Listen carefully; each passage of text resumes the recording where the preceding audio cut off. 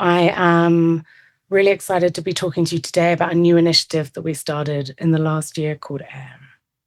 In terms of interdisciplinary thinking, Rauschenberg is, for me personally, one of the most important artists, not only when it comes to thinking about experiments in art and technology, but also the collaboration with artists on the stage, this moment between Merce Cunningham and John Cage. And so I think for us, the way AIR is in spirit isn't just the kind of more technological conversations around the retreat, but also these moments of a huge investment in artists' practice.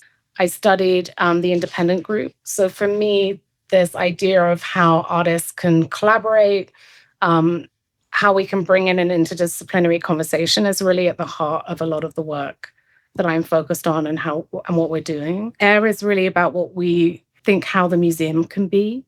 And we're really wanting to invest in not just outcomes, but we want to invest in the ideas of a generation. We really wanted a lot of these conversations to be as open as possible. So I think the idea of bringing everyone together in Aspen wasn't necessarily about defining having a concrete answer to the questions, but it was a huge investment in relationship building. I think also whenever you're doing something that's interdisciplinary, you have moments where everything flows magically and also moments where things get lost in translation. The conversation about what it means to be human, or what it means how do we prove our humanness in this current time, actually then went into a bit more of a kind of philosophical area where we were really thinking about, the urgency to describe how we need to find a way to preserve what we cherish in a world of generative AI that is transforming every aspect of our lives and our environment.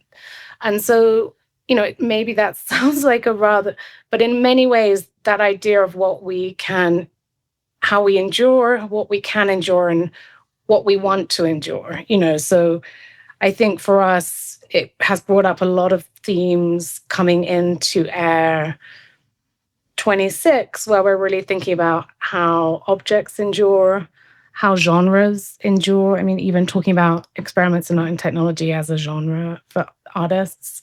And I think from that point of view, we're also thinking about how museums can really respond to this rapid transformation of our present moment.